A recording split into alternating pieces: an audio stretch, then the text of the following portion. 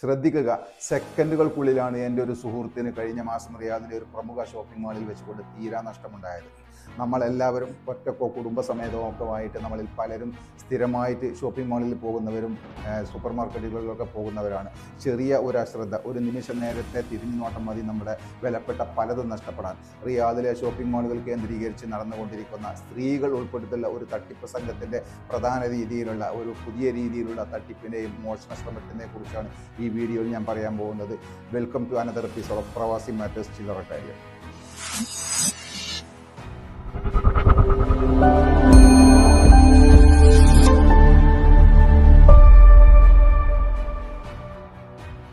അപ്പോൾ സംഭവം നടന്നിട്ടുള്ളത് ഇങ്ങനെയാണ്. എൻ്റെ ഒരു സുഹൃത്തും അദ്ദേഹത്തിൻ്റെ ഭാര്യയും കൊച്ചുകുട്ടിയും അടങ്ങുന്ന കുടുംബം റിയാദിലെ ഒരു ഷോപ്പിംഗ് മാളിലേക്ക് ഷോപ്പിങ്ങിന് പോകുന്നു. അവർ ഒരു ട്രോളിയും എടുത്ത് അദ്ദേഹത്തിൻ്റെ കയ്യിലുണ്ടായിരുന്ന ഒരു പൗച്ചിൽ അദ്ദേഹത്തിൻ്റെ മൊബൈൽ ഫോണും പേഴ്സും അതേപോലെ തന്നെ വണ്ടിയുടെ കീയും എല്ലാം വെച്ച് ഒരു പൗച്ചും അതോടൊപ്പം തന്നെ ലേഡിയുടെ അതായത് സ്ത്രീയുടെ വാനിറ്റി ബാഗും ഈ കുട്ടിയെയും ട്രോളിയിൽ വെച്ചിട്ട് അവർ ഷോപ്പിംഗ് നടത്തിക്കൊണ്ടിരിക്കുന്നു. മുന്നോട്ട് തള്ളുമ്പോഴിടക്ക് രണ്ട് സൈഡിൽ നിന്നും റാക്കുകളിൽ നിന്നും ആവശ്യമായ സാധനങ്ങൾ ട്രോളിയിലേക്ക് എടുത്തു വെക്കുന്നു, വീണ്ടും മുന്നോട്ട് തള്ളുന്നു. ഇങ്ങനെ മുന്നോട്ട് പോകുന്നതിനിടക്ക് അദ്ദേഹം മറ്റൊരു സാധനം എടുക്കാൻ വേണ്ടി ഒരു 5 നിമിഷം നേരത്തേക്ക് അല്ലെങ്കിൽ സെക്കൻഡുകൾക്ക് അദ്ദേഹം തിരിഞ്ഞ ആ സാധനങ്ങൾ എടുത്ത് വണ്ടിയിലേക്ക് വെക്കുന്നു. വീണ്ടും മുന്നോട്ട് തള്ളുമ്പോൾ അദ്ദേഹത്തിന് പെട്ടെന്ന് ബോധ്യപ്പെടുന്നു അദ്ദേഹത്തിൻ്റെ പൗച്ച് ഈ ട്രോളിയിൽ കാണുന്നില്ല എന്ന്. അദ്ദേഹം ഉടനെ തന്നെ ട്രോളി തിരിച്ച് പിന്നോട്ട് പോയി നോക്കി. ഒരു പക്ഷേ കൊച്ചു കുഞ്ഞുങ്ങാലും എടുത്ത് പുറത്തിട്ടതാണോ എന്ന ഡൗട്ടിൻ്റെ പേരിൽ കുറേ ദൂരം പോയി നോക്കിയിട്ടും ഈ സാധനം കാണാത്തതിന് അടിസ്ഥാനത്തിൽ അദ്ദേഹം ഉടനെ ഭാര്യയും കുഞ്ഞിനെയും അവിടെ നിർത്തിയിട്ട് അഡ്മിൻ ഡിപ്പാർട്ട്മെൻറ്റിലേക്ക് ഓടുന്നു. അവിടെ ചെന്ന് CCTV ചെക്ക് ചെയ്യുമ്പോഴാണ് അദ്ദേഹത്തിൻ്റെ ഈ പൗച്ച് ഒരു സ്ത്രീ മോഷ്ടിച്ചു കൊണ്ടുപോകുന്നത് CCTVയിലൂടെ കാണാൻ കഴിയുന്നത്. സംഭവിച്ചത് ഇങ്ങനെയാണ്. അദ്ദേഹം ഒരു സാധനം എടുക്കാൻ വേണ്ടി ഒരു 5-6 സെക്കൻഡ് സമയത്തേക്ക് തിരിഞ്ഞ ഈ ഒരു ഗ്യാപ്പിലൂടെ ഒരു സ്ത്രീ എന്ന് പറഞ്ഞാൽ അബായൊക്കെ ധരിച്ച് നല്ല അരവരെ അറക്കമുള്ള മഫ്തയെല്ലാം ധരിച്ച് മൊത്തത്തിൽ കവർ ചെയ്തിട്ടുള്ള ഒരു സ്ത്രീ പെട്ടെന്ന് അതിലെ ക്രോസ് ചെയ്യുന്നു. ഈ ക്രോസ് ചെയ്യാൻ സ്ത്രീ വരുന്ന സമയത്ത് പൗച്ച് അറബിയയിൽ കാണുന്നുണ്ട്. അതേസമയം കടന്നു പോകുമ്പോഴേക്കും അത് കയ്യിലാക്കിയിട്ടാണ് പോയിട്ടുള്ളത്.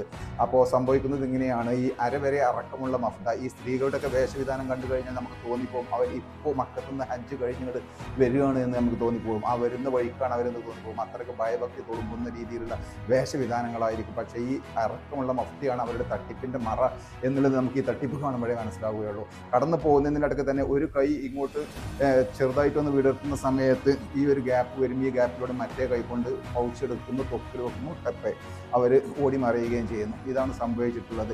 പിന്നീട് മറ്റുള്ള ആംഗിളുകളിലുള്ള CCTVകളെല്ലാം പരിശോധിക്കുമ്പോഴാണ് മനസ്സിലാകുന്നത് ഈ സ്ത്രീയെ കൃത്യമായിട്ട് മുഖമടക്കമുള്ള എല്ലാ പിക്ചറുകളും കിട്ടിയിട്ടുണ്ട്. സ്ക്രീൻഷോട്ട് അടക്കം എടുത്ത് അദ്ദേഹം പോലീസിൽ പോയി പരാതി ചെയ്യുന്നതിനിടയ്ക്ക് അല്ലെങ്കിൽ റിപ്പോർട്ട് ചെയ്യുമ്പോൾ പോലീസ് സ്റ്റേഷനിൽ ഈ സ്ത്രീയെക്കുറിച്ചുള്ള ഇങ്ങനെ ഒരു ഫോട്ടോ അല്ലെങ്കിൽ മറ്റേതെങ്കിലും ഡാറ്റയില്ല.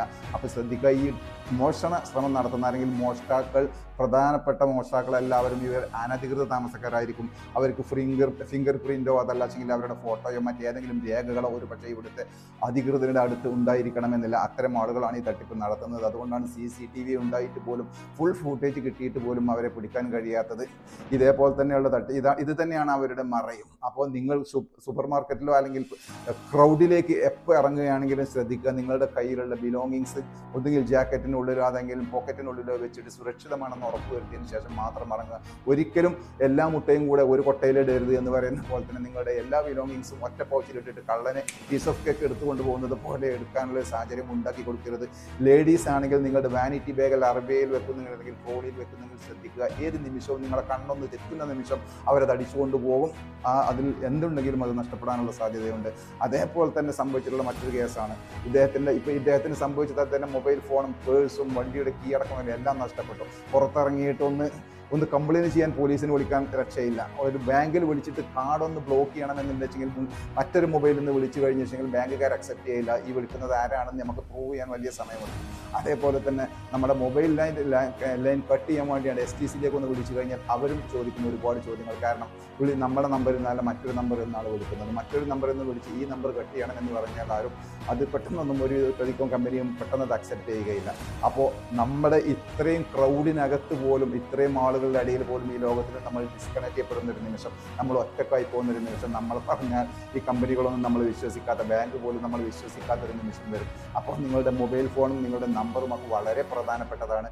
ഫോൺ പോയാൽ പിന്നീട് കിട്ടുന്നില്ല. അതിലുള്ള കോൺടാക്റ്റും അതിലുള്ള രേഖകളും അതിലുള്ള നിങ്ങളുടെ ഇതേപോലുള്ള ആവശ്യവും അതേപോലെ തന്നെ നഫാത്ത് മുതലായിട്ടുള്ള നിങ്ങളുടെ OTP-കൾ ഇതെല്ലാം ബ്ലോക്ക് ചെയ്ത് കഴിഞ്ഞാൽ സത്യം പറഞ്ഞ സൗദി അറേബ്യയിൽ ഇതെല്ലാം പോകുന്നതോട് കൂടി ഒരു മനുഷ്യൻ ഒറ്റപ്പെട്ടു പോകും. അത്തരം സാഹചര്യങ്ങൾ ക്രിയേറ്റ് ചെയ്യാതിരിക്കണമെങ്കിൽ നിങ്ങളുടെ ബിലോങ്ങിങ്സ് വളരെ കൃത്യമായിട്ടും സൂക്ഷ്മമായിട്ടും നിങ്ങളുടെ ഏറ്റവും ഉള്ളിലുള്ള പോക്കറ്റിൽ വെക്കുക. ഒരിക്കലും പെട്ടെന്ന് ഒരാൾക്ക് ഓടി വന്ന് 4, 5, 6 എന്ന് ആൾ വന്ന് ആക്രമിച്ചു കൊണ്ടുപോകുന്നത് അത് മറ്റൊരു സ്റ്റോറിയാണ്. പക്ഷേ ഇത്തരം ഒരു പിടിച്ചുപറിയിൽ നിങ്ങൾക്ക് പെട്ടെന്ന് നിങ്ങൾക്ക് നഷ്ടപ്പെടാതിരിക്കണമെങ്കിൽ കൃത്യമായിട്ടും സൂക്ഷിക്കുക. അതേപോലെ തന്നെയാണ് ഫാമിലികൾ കൂടുന്ന ഏരിയയിൽ എൻ്റെ ഒരു സുഹൃത്തിന് സംഭവിച്ചിട്ടുള്ളതാണ്. ക്രൗഡായിട്ടുള്ള ഏരിയകൾ, അതിപ്പോൾ പബ്ലിക് സ്ഥലങ്ങളിൽ പാർക്കിൻ്റെ വക്കത്തും ഒക്കെ ഈ കോഫി യാർഡുകളിലൊക്കെ ഉണ്ടാവും നമുക്ക് പബ്ലിക്കിന് ഇരിക്കാനുള്ള നല്ല രീതിയിലുള്ള കോൺക്രീറ്റ് ബെഞ്ചുകളൊക്കെ. എൻ്റെ ഫാമിലിയുടെ വൈഫും കുട്ടികളൊക്കെ ഈ ബെഞ്ചിൽ ഇരുന്ന് കോഫി കുടിക്കുന്നതിനിടയിൽ അങ്ങേ സൈഡിൽ ഈ ബെഞ്ചിൻ്റെ തന്നെ വീതിയുള്ള ബെഞ്ചതിൻ്റെ മറ്റൊരു സൈഡിൽ വന്നു കണ്ട് വേറെ 2 സ്ത്രീകൾ ഇരിക്കുന്നു. ഇതൊരു കാപ്പി കുടിയെല്ലാം കഴിഞ്ഞ് കുറച്ച് നേരം ഇരുന്ന് സംസാരിച്ച് എണീറ്റ് നോക്കുമ്പോഴാണ് മനസ്സിലാവുന്നത് ഈ സ്ത്രീയുടെ തോളിലുണ്ടായിരുന്ന ബാഗ് കാണാനില്ല എന്നുള്ളത്.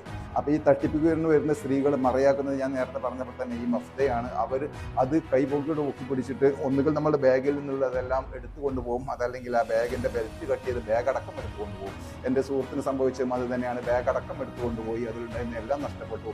വളരെ വിലപ്പെട്ട ഒരു മൊബൈൽ ഫോൺ ഉണ്ടായിരുന്നു. ഭാഗ്യത്തിന് അത് അവർക്ക് ഐഫോൺ ആയത് കാരണം ഓപ്പറേറ്റ് ചെയ്യാൻ കഴിയാത്തത് കൊണ്ട് അവർ തൊട്ടടുത്ത് അവർ ഉപേക്ഷിച്ചു പോയി. മറ്റുള്ള എല്ലാ കാര്യങ്ങളും നഷ്ടപ്പെട്ടു പോയി. അപ്പം നിങ്ങൾ ഏത് ക്രൗഡിലാണെങ്കിലും ലേഡീസ് പ്രത്യേകിച്ച് ശ്രദ്ധിക്കേണ്ടതാണ്. നിങ്ങളുടെ വാനിറ്റി ബാഗ് ഒരിക്കലും ഒരു സൈഡിൽ വെച്ചിരിക്കരുത്. അല്ലെങ്കിൽ വെറുതെ തോളിലിട്ട് ഇങ്ങനെ ചെന്നിട്ട് ഇങ്ങനെ ഇരുന്ന് കഴിഞ്ഞാൽ നിങ്ങൾ ഇരിക്കുന്ന മുഴുവൻ സമയത്തേക്കും ആ ബാഗിൻ്റെ ഭാരം ബെഞ്ചിലായിരിക്കും. അത് കട്ട് ചെയ്ത് കൊണ്ടുപോയാൽ നിങ്ങൾക്ക് അറിയാൻ കഴിയില്ല. മറ്റൊരാളുകൾ കൈയിട്ടാൽ നിങ്ങൾക്ക് അറിയാൻ കഴിയില്ല.